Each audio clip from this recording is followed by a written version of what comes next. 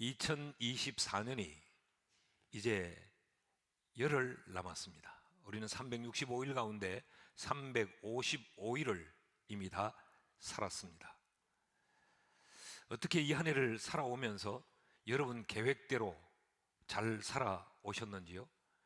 이 한 해를 시작할 때 우리는 마음에 계획한 것들이 있지 않겠어요? 그리고 뭔가 결단한 것들이 있겠지요. 내 마음의 계획대로, 내 마음이 경영하는 대로 그렇게 우리의 삶이 잘 이루어져 왔는지요? 아마 이 질문에 예라고 자신 있게 대답할 분들도 계시지만 아마 대다수의 분들은 계획대로는 되지 않았어 라고 대답하실 것 같아요. 그러면 다시 한번 이렇게 물어봅니다. 왜 내 인생을 내가 계획하고 내가 그 계획의 성취를 위해 살았는데 왜 내 뜻대로 내 계획대로 다 이루어지지 않았을까요? 우리가 연약하고 우리가 부족해서일 수도 있습니다. 우리가 가진 한계 때문일 수도 있어요. 그러나 세상이 불확실한 현장이기 때문에 그렇습니다. 세상은 그 어느 것 하나도 확실한 것이 없어요. 그렇기 때문에 우리가 예측 불가한 것이 바로 세상입니다. 그렇게 질병이 나를 찾아올 것을 나는 예측하지 못했기 때문에 내 계획한 대로 나아가던 그 계획의 걸음이 거기서 멈춰서야 했고, 이런 세계적인 경제적 공황이 찾아올 줄 몰랐기 때문에 내가 꿈꾸고 설계했던 것들이 내 계획대로 다 펼쳐지지 못한 것이죠. 이 한 해의 끝자락에 대한민국이 계엄이다, 탄핵이다 라고 하는 것으로 이런 역동의 파도가 칠 줄 우리 아무도 예측하지 않았습니다. 그래서 우리는 우리의 계획과 우리의 생각대로 우리의 인생을 살지 못하게 된 것이지요. 그런데 이런 불확실한 세상에서 예측 불가한 우리가 삶을 살지만 한 가지 확실한 것은 있습니다. 그것은 죽음입니다. 우리가 죽는다고 하는 것은 확실합니다. 이것은 요지부동입니다. 그런데 이것도 문제가 있는데, 죽는다는 것이 확실하기는 하지만 우리가 언제 어떻게 죽는지를 알지 못합니다. 왜 내 인생의 죽음을 내가 왜 알지 못할까? 전도서 3장 11절 하반절에 성경은 이렇게 쓰고 있습니다. 하나님이 하시는 일의 시종을 사람이 청량할 수 없게 하셨도다. 하나님이 하시는 일을 사람이 다 헤아리고 사람이 다 예측할 수 없도록 하나님이 하셨기 때문이다라고 말해요. 죽음이 그렇습니다. 죽는다고 하는 것은 우리의 분명한 사실인데 언제 내가 죽을지를 우리가 알 수 없게 하나님이 해 놓으셨다라는 거죠. 이것이 우리의 한계입니다. 이 땅을 살아가는 인간은 누구나 다 죽는다는 사실은 알고 있지만 내가 언제 어디서 어떤 모습으로 죽을지는 아무도 알지를 못합니다. 근데 오늘 성경을 보면 예수님은 그때를 아셨다고 기록하고 있습니다. 1절 말씀을 보시면요, 예수께서 이 말씀을 하시고 눈을 들어 하늘을 우러러 이르시되 아버지여 때가 이르러 사오니, 이때는 바로 죽음의 때입니다. 아들을 영화롭게 하사 아들로 아버지를 영화롭게 하옵소서. 이건 예수님의 기도입니다. 요한복음 17장 전체는 예수님이 생애 마지막으로 드리신 기도의 내용입니다.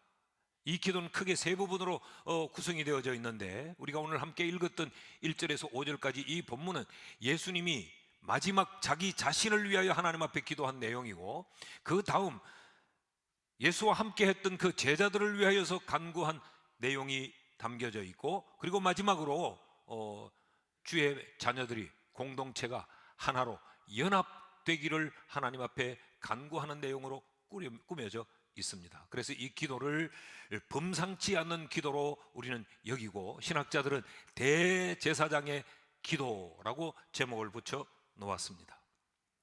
예수님께서는 자신이 죽음의 때를 아시고 이 기도를 드리셨다라고 하는 말은, 주님은 그 죽음의 때를 아셨기에 그 죽음의 때에 이 기도로 자신의 인생을 지금 정리하고 계셨다라는 이야기죠. 그 생애를 마감하며 자신의 생애를 마무리하는 기도가 바로 우리가 함께 읽었던 이 본문의 내용입니다. 지난 한 주간 때를 아시고 그 하나님을 향하여 기도하신 이 예수 그리스도의 이 모습을 묵상하면서 제 개인적으로 많은 생각을 했습니다.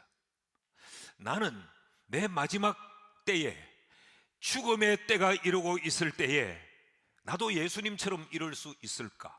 기도로 내 생애를 정리하고 마무리할 수 있을까? 이런 생각과 더불어서 나는 내 마지막 생애의 그 순간을 나는 어떻게 정리할까? 어떤 것으로 내 인생을 마무리할까? 쉽지 않았습니다. 이것조차 예측하기가 그렇게 쉽지 않더라고요.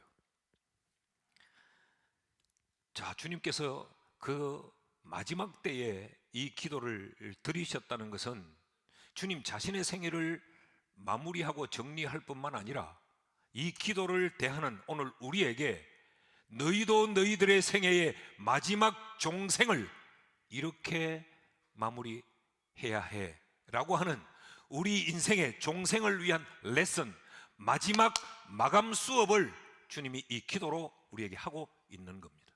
나는 이렇게 마무리했어, 너희도 이렇게 했으면 좋겠다 라고 하는 것이 오늘 이 기도가 주는 의미입니다. 주님은 우리에게 우리의 생애를 어떻게 마무리하고 정리하라고 가르치는가? 주님이 우리에게 가르치는 그 가르침은 무엇이고 우리가 그 주님께 배워야 될 그 배움은 어떤 것인가? 그 첫째로 주님은 우리를 향해서 하늘을 주목하는 삶을 살아라 라고 말씀을 하십니다. 오늘 이 본문이 시작하는 1절 상반절 말씀을 보시면요, 예수께서 이 말씀을 하시고, 이 말씀은 요한복음 14장에서 16장까지 예수님의 마지막 유언의 말씀입니다. 주님은 긴 유언의 마지막 말씀을 제자들에게 쏟아 놓으셨지요. 주님이 하실 말씀을 다 하시고 난 이후 하늘을 눈을 들어 하늘을 우러러 이르시되 아버지여 때가 이르러 사오니, 이 말씀을 뒤집어 놓으면 이런 겁니다. 때가 이르러 사오니 나는 하늘을 우러러 아버지를 향합니다 라는 이야기죠. 예수님은 그 인생의 이 결정적인 순간에 자신의 모든 생애의 마침표를 찍어야 될 그 순간에, 예수님 개인으로 보면 이 순간만큼 엄중하고 이 순간만큼은 그 생애의 결정적인 시간이 더 어디 있었겠습니까? 그런데 그 시간에 예수님은 하늘을 주목했다. 여러분, 우리에게 시사하는 바가 굉장히 많지요. 왜 하늘을 주목했을까? 그 시간에 예수님은 왜 하늘을 주목했을까? 주목할 것이 얼마나 많았겠어요. 가족들을 향할 수도 있고 제자들을 향할 수도 있고 예수님이 살아왔던 지난 삶의 그 족적들을 다시 되돌아보는 그 시선이 지나온 자신의 인생의 발걸음을 향할 수도 있었을 터인데, 예수님은 그 절박한 순간에 눈을 들어 하늘을 주목했다. 여기 눈을 들다라는 것을 lift up 했다는 거예요. 이건 아주 의식적으로 의도적으로 눈을 하늘로 들어 올렸다, 그런 이야기입니다. 왜 그랬을까? 하늘이 예수님의 본향이기 때문에 그렇습니다. 예수님은 거기로부터 오셨고 그리고 거기로 돌아가실 것이기에 주님은 자신의 본향을 주목한 것이죠. 여러분, 그리스도의 본향은 우리는 아버지로부터 났습니다. 그리고 이 땅에 살다가 우리가 돌아갈 것도 아버지의 집입니다. 그러면 우리 또한 예수님처럼 당연히 하늘을 주목하며 살아야 하지요. 본향이기 때문에 그랬어요. 뿐만 아니라 예수님에게 있어서 하늘은 최고의 가치였기 때문에 그렇습니다. 왜 그래요? 그곳에 하늘 아버지가 계시고 그곳에 땅에와는 비교할 수 없는 영원함들이 거기에 있기 때문에 주님은 하늘을 주목한 거죠. 여러분, 사람은 그 인생의 결정적인 순간에 가장 자신이 귀하게 여겼던 그 가치를 주목하게 되어 있습니다.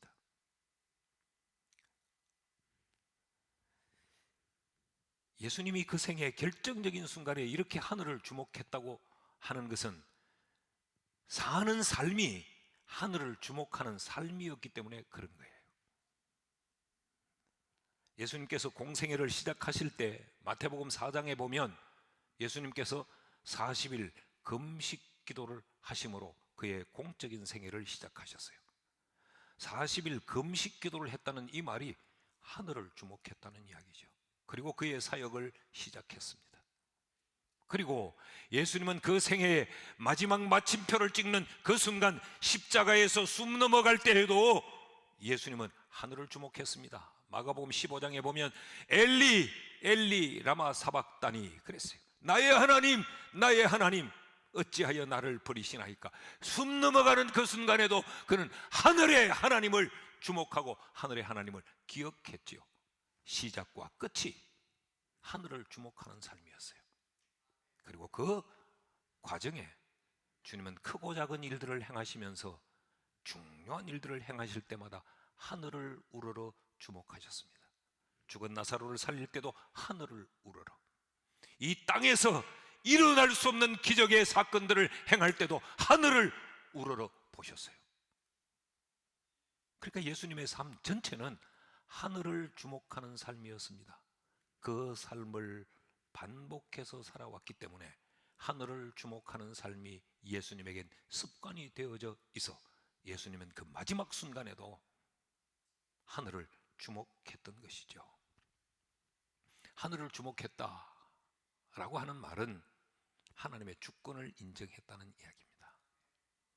마지막 죽음의 순간이 오고 있는 그 순간에도 하늘을 주목했다고 하는 말은 내 생명의 주인이 하나님이시다라고 하는 것의 고백이에요. 그 공적인 삶을 시작하면서도 하늘을 주목했다는 말은 내 삶도 내 인생의 시작도 하나님의 주권하에 있다고 하는 고백 아닙니까? 하늘을 주목했다는 것은 하나님의 주권을 인정했다는 말이면서 동시에 하늘을 주목한 것은 예수님이 하나님 제일주의로 살았다라는 이야기입니다. 세상에 그 어떤 것보다 자기의 삶의 그 수많은 것들 중에 탑 프라이어리티가 뭐였느냐? 하늘이었다는 거죠. 하늘을 최고의 가치로 여기며 살아왔기에 그 생명이 끝나는 그 순간에도 주님이 주목할 것은 당연히 하늘이었습니다. 이 땅을 살다간 수많은 영웅 호울들도 그 마지막 순간에 유언을 남기고 그렇게 남겨놓은 것들을 우리는 명언이라고 기억을 하죠. 그런데 그 모든 내용들은 결국 요약하면 그것들은 다 땅의 것을 주목하는 것이었어요. 자식을 주목하고 자식들에게 유언을 남기고 내가 지금까지 모아놨던 나의 소유를 주목해서 그 재산을 정리하는 데 관심을 가졌고 내가 이루어놓은 이 업적에 대하여 더러는 안타까워하고 더러는 자화자찬하면서 땅의 것들을 주목했어요. 근데 예수는 하늘을 주목한 거죠. 하나님 제일주의로 살았기 때문에 그런 것입니다. 여러분, 이것이 신앙입니다. 신앙은 우리로 하여금 어떤 종교적인 활동을 하는데 가장 본질이 있는 것은 아닙니다. 어떤 우리가 교회 속에서 어떤 직함과 직분을 갖는 것이 우리의 신앙의 근본적 본질은 아닙니다. 신앙은 결정적인 순간에 눈을 들어 하늘을 주목하는 것, 그것이 신앙입니다. 어떤 일의 시작도 하늘을 주목하고 그 일의 마침도 하늘을 주목하면서 마치는 것, 그것이 신앙입니다. 신앙은 뭐냐? 땅을 바라보고 살던 내 시선을 들어서 하늘을 주목하는 것, 그게 신앙입니다. 우리가 예수 믿기 전에는 땅만 보고 살았어요. 내 모든 소망과 내 모든 가치가 땅에 밖에 없었으니까. 그때는 하늘을 알지 못했기 때문에 땅만 보고 살았어요. 그런데 예수를 만나고 나니까 땅만 보던 그 눈이 하늘을 보게 된 것 아닙니까? 이것이 신앙이라는 거죠. 우리의 삶의 가치가 땅의 것에서 하늘의 것으로 옮겨가는 것, 그것이 신앙입니다. 내 인생에 마지막이 올 때, The time has come, 그 마지막 순간이 오고 있을 때 그리스도인이라면 그 순간 하늘을 주목하고 있어야 됩니다. 내 생애의 마지막 시간이 찾아오고 있는데 그 시간에 그리스도인이 하늘을 주목하지 않는다면 그는 그리스도인이 아닙니다. 예수님께서 이것을 우리에게 가르치고 있는 거죠. 그동안 종교 활동했고 그동안 종교 놀이를 한 것뿐이지, 종교를 가지고 우리의 생애 수단으로 삼았을 뿐이지 그건 참된 신앙인은 아닌 거죠. 여러분, 우리가 우리의 아버지 되신 그 하늘 아버지를 우리가 볼 줄 모른다면 우린 영적 침해입니다. 그리스도인에겐 비극입니다. 당연히 알아야 될 하늘의 아버지를 우리의 눈이 내 인생의 그 결정적인 순간에 보지 못한다면 그건 비극 맞습니다. 여러분, 이 한 해를 살아오면서, 아니 지금까지 인생을 살아오면서 내 인생에 이런 결정적이고 이런 아주 극적인 이런 순간들이 있어 왔잖아요. 그때마다 하늘을 주목해 보셨는지요? 내 앞에 닥쳐진 그 상황에만 몰두해서 주권자인 하나님보다 내가 먼저 발빠르게 판단하고 행동해 내가 먼저 움직여버린 그런 삶이 우리에겐 없습니까? 그때 하나님은 보이지 않고 오직 사람만 보이고 내 자신만 보이는 그런 시간들을 우리가 혹 살아오지 않았습니까? 여러분, 우리가 하늘을 봐야 승리의 삶을 살 수 있습니다. 시편 121편 1절과 2절 말씀을 보십시오. 내가 산을 향하여 눈을 들리라. 나의 도움이 어디서 올까? 굉장히 도움이 필요한 상황에, 절박한 상황에, 두려움의 상황에, 내 스스로 무언가 어떻게 할 수 없는 그 상황에 눈을 들어 하늘을 보니까 나의 도움이 천지를 지으신 여호와라는 사실을 보게 되더라는 거죠. 그러니까 하늘을 주목해야 승리하는 삶을 살 수 있습니다. 눈을 들어 그 하나님을 보게 되자 그 다음 이어지는 3절에서 8절까지의 말씀은 굉장히 행복한 언어들이 소개되고 있습니다. 같이 읽읍시다. 시작. 여호와께서 너를 실족하지 아니하게 하시며 너를 지키시는 이가 졸지 아니하시리로다. 이스라엘을 지키시는 이는 졸지도 아니하시고 주무시지도 아니하시리로다. 여호와는 너를 지키시는 이시라. 여호와께서 네 오른쪽에서 네 그늘이 되시나니 낮의 해가 너를 상하게 하지 아니하며 밤의 달도 너를 해치지 아니하리로다. 여호와께서 너를 지켜 모든 환난을 면하게 하시며 또 네 영혼을 지키시리로다. 여호와께서 너의 출입을 지금부터 영원까지 지키시리로다. 여러분, 이 고백 속에 두려움이 여기 있나요? 지금 이 고백 속에 어떤 염려가 있나요? 이 고백 속에 어떤 조급함이 있고 어떤 성급함이 있고 그런 게 있나요? 눈을 들어 하늘을 주목해야 우리는 이런 삶의 평안과 삶의 이런 여유와 이런 승리를 경험할 수 있습니다. 오늘 3부 예배를 드린 여러분 모두가 하늘을 주목하는 삶을 사는 자 되기를 축복합니다. 아울러서 이 한 해 우리가 살아버린 355일 나는 하늘을 주목하면서 살았는지, 눈앞에 펼쳐지는 상황만 보고 내 주머니 속에 있는 현찰만 보고 살았는지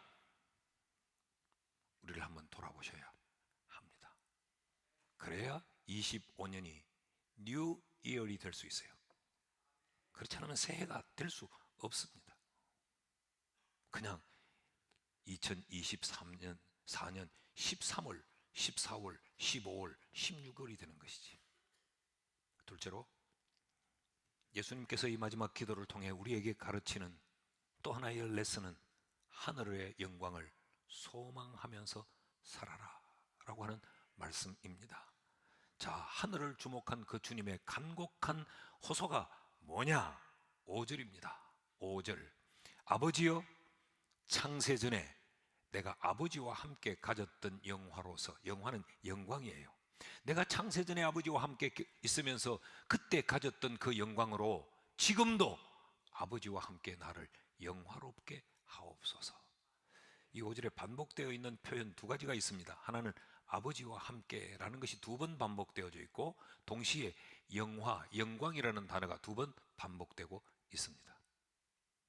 이 5절 전체를 보면 5절 가운데 6번이나 영광이라는 단어가 나타나고 있습니다. 그래서 지금 예수님이 영광을 얼마나 귀하게 여기고 있는가, 영광에 얼마나 관심을 많이 가졌는가를 우리에게 보여주는 것이죠. 그 영광이 어떤 영광이냐?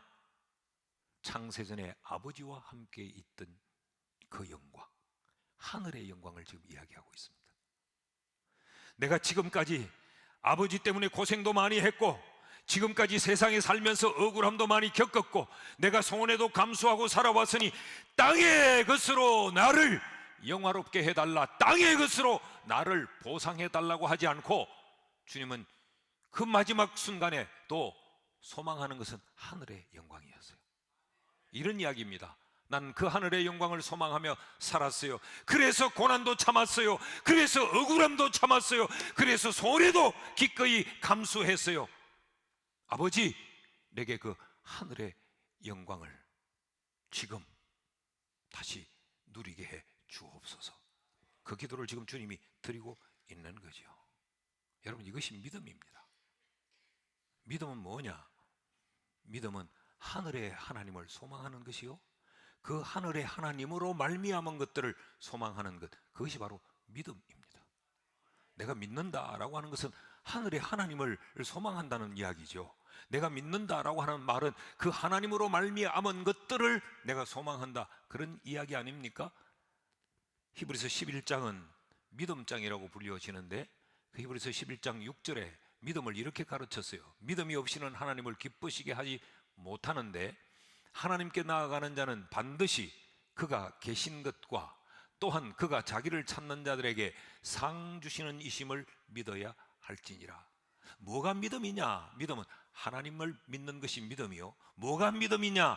믿음은 그 하나님이 주시는 것들, 하나님의 것들을 믿는 것, 그것이 믿음이다. 그러니까 믿음은 하늘의 하나님을 소망하고 그 하늘의 하나님으로 말미암는 것들을 소망하는 것, 그것이 믿음이에요. 이것을 예수님은 여기서 하늘의 영광이라고 묘사하고 있는 겁니다. 그래서 그 히브리서 11장에 수많은 믿음의 영웅들, 믿음의 선진들이 그렇게 살았다는 걸 우리에게 가르칩니다. 15절, 16절 말씀을 보면요, 그들이 나온 바 본향을 생각하였더라면, 육신적인 고향을 이야기합니다. 돌아갈 기회가 있었으려니와 그들이 이제는 더 나은 본향, 하늘을 이야기하는 겁니다. 더 나은 본향을 사모하니 곧 하늘에 있는 것이라. 이러므로 하나님이 그들의 하나님이라 일컬음 받으심을 부끄러워하지 아니하시고 그들을 위하여 한 성을 예비하셨느니라. 우리 믿음의 선조들이 그렇게 살았다는 말이죠. 하늘의 영광을 소망하면서 살았다는 거예요. 그러면서 한 인물을 우리에게 콕 집어내어 설명을 하는데, 그 인물이 모세예요. 24절에서 26절 말씀을 보면 모세는 이렇게 살았다고 합니다. 믿음으로 모세는 장성하여서 바로의 공주의 아들이라 칭함받기를 거절하고, 바로의 공주의 아들, 이 말은 애굽의 2인자입니다. 그 당시 최고의 강대국 애굽의 2인자가 될 수 있는 것을 그는 거절했다. 바보 아닙니까? 왜 거절했느냐? 거절하고 어떻게 살려고? 도리어 하나님의 백성과 함께 고난받기를 잠시 죄악의 낙을 누리는 것보다 더 좋아하고 그리스도를 위하여 받는 수모를 애굽의 모든 보화보다 더 큰 재물로 여겼으니 그 이유는 상 주심을 바라봄이라. 하늘의 상을 바라봤다. 그 하늘의 영광을 바라보고 그는 땅의 것들을 다 버렸다는 말입니다. 이것이 믿음이라고 가르칩니다.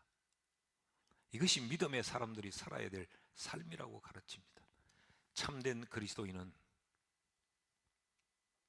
땅의 것들에서 영광을 얻으려는 자들이 아니고 하늘의 영광을 소망하면서 사는 자가 참된 그리스도인이라는 것입니다. 원컨대 오늘 산부 예배를 드린 여러분 모두가 하늘의 영광을 소망하는 참된 그리스도인 될 수 있기를 주의 이름으로 축원합니다.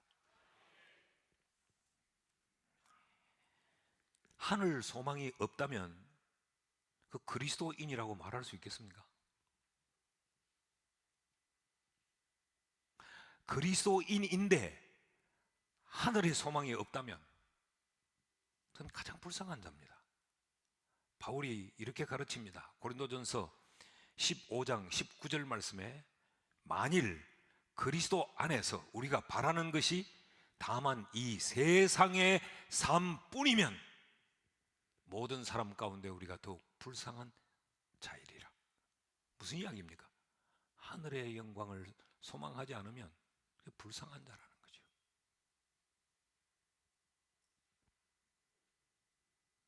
여러분 지난 한 해 이렇게 불쌍한 자로 사셨습니까? 아니면 행복한 자, 부유한 자로 사셨습니까? 하늘의 영광을 소망합시다. 셋째로, 주님은 주님의 기도를 통해 우리에게 마지막 우리의 종생이 어떠해야 할지를 가르치는데 사명에 집중하는 삶을 살라라고 말씀하세요. 자, 이 절박한 이 순간에 주님의 기도 중에 영광을 호소했죠. 그러면서 주님이 당당하게 밝히는 또 하나의 표현이 있습니다. 4절입니다. 아버지께서 내게 하라고 주신 일을 내가 이루어 아버지를 이 세상에서 영화롭게 하였습니다. 할 말이 얼마나 많았겠어요. 수많은 일들을 주님이 경험하셨는데 주님은 압축해서 그 생애의 액기스를 사명으로 뽑아놓고 있습니다. 아버지께서 내게 하라고 하신 일을 내가 다 이루었나이다. 그러니까 예수님은 지금 그 인생의 결정적인 그 순간에도 주님이 붙들고 있는 것, 그리고 주님이 기억하고 있는 것, 그것은 바로 사명이었다는 거죠. 아버지께서 내게 하라고 하신 것. 그래서 주님은 십자가에서 마지막 숨 한 모금을 삼킬 때도 사명에 대한 선언을 했어요. 요한복음 19장 30절에 예수께서 신포도주를 마신 후에 이르시되 다 이루었다 하시고 머리를 숙이니 영혼이 떠나가시니라. 테텔레스타이, 다 이루었다. 이 말은 채무가 청산되었을 때 테텔레스타이 하는 말이에요. 화가가 그림을 그리고 그 캔버스에서 그림이 완성되었을 때 붓을 놓으면서 하는 말이 테텔레스타이 하는 말이에요. 그 인생의 마지막 마침표를 찍으면서 주님이 하셨던 말은 아버지께서 내게 하라고 하신 일, 내게 주어진 그 사명을 내가 다 감당했습니다. 그 말은 뭘 우리에게 가르칩니까? 그럼 주님의 지금까지의 삶은 오직 사명 하나를 붙들고 살아온 삶이라는 거죠. 그의 인생의 생각이 토해 놓았던 언어들이, 그가 판단한 판단이, 그가 취한 행동이 전부가 다 사명과 주립되어 있었다는 거죠. 그것 다 완성했습니다 라고 하는 게 예수님의 고백이었어요. 저는 오늘 이 설교를 해야 되는 설교자의 입장에서 이 말씀을 묵상하면서 너무도 두렵고 떨렸어요. 다 준비된 설교를 어제 저녁에 다시 늦은 시간까지 다시 살펴봤어요. 이 부분에서 더 이상 진도가 안 나가는 겁니다. 왜 그랬을까요? 제가 사명자 아닙니까? 나는 내 인생의 마지막 순간에 주님과 같은 고백을 할 수 있을까?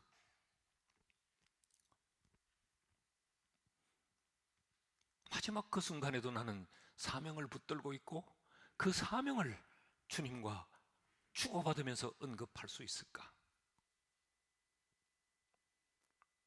아니면 눈에 밟히는 자식을 이야기하고 하고 싶은 것들, 하지 못한 것들에 대해 후회하고 혹시 그러지는 않을까?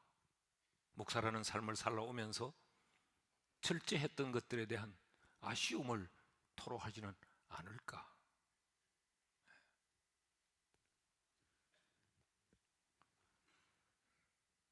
이 주님의 이 말씀을 영어 성경으로 보면 조금 더 와닿습니다. Father, 아버지여, the time is come. 그 시간이 지금 오고 있습니다. 여기 얼마나 텐션이 느껴지는 시간이에요. I have finished the work. 나는 일을 마쳤습니다. 그 일이 뭐냐 하면 You gave me to do. 당신이 내게 주신 그 일.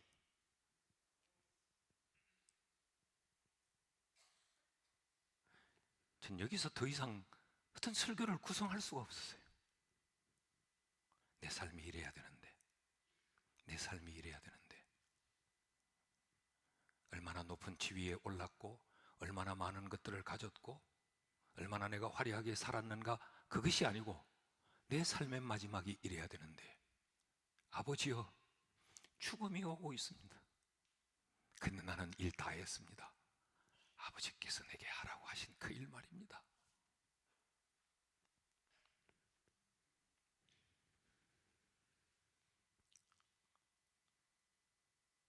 우리 주변에는 사명받았다, 사명자다라고 외치다가도 자신의 삶에 어떤 극적이고 결정적인 순간이 오면 한순간에 그 사명을 헌신짝처럼 내던지는 이들이 참 많습니다.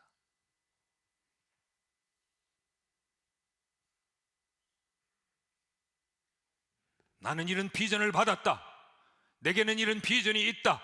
내게는 이런 사명이 있다. 나는 이 일로 소명받았다 라고 하던 사람들이 삶의 위기가 찾아오면 자신의 계산기의 계산이 복잡해지면 한순간에 사명을 던져버리는 이들을 많이 봅니다. 시집 간다고 사명을 던져버리고 내 삶의 상황이 나를 옥죄어 오니까, 위협을 느끼니까 사명도 집어 던져버리고 내 일신상의 유익과 내 일신상의 안전을 우선시해버리는, 참 주변에 많이 봅니다. 여러분, 사명은 죽음의 순간까지도 놓을 수 없는 것입니다. 그래서 예수님이 지금 숨 넘어가는 그 순간에도 사명을 말하고 있잖아요. 내게 하라고 하신 그 일, 이게 사명입니다. 그리스도인은 그리스도인으로 소명받았다는 자체가 이미 사명을 내포하고 있습니다.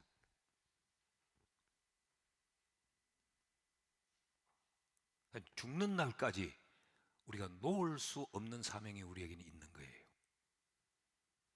하나님은 우리를 어떻게 기뻐하느냐?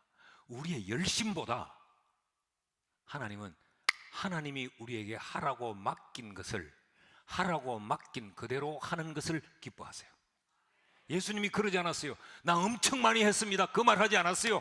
아버지께서 내게 하라고 하신 일, 그 일을 내가 이루었나이다. 이게 사명이에요. 이 말을 다른 말로 바꾸면 사명은요, 더도 말고 덜도 말고 하라고 한 것만 하면 되는 것이 사명입니다. 사명은 죽는 순간에도 붙들고 있어야 되는 겁니다. 나는 오늘 산부 예배를 드리는 우리 모두가 주님의 마지막 우리를 향한 이 종생 수업이 우리의 삶에 큰 은혜가 되고 결단이 되기를 주의 이름으로 축원합니다.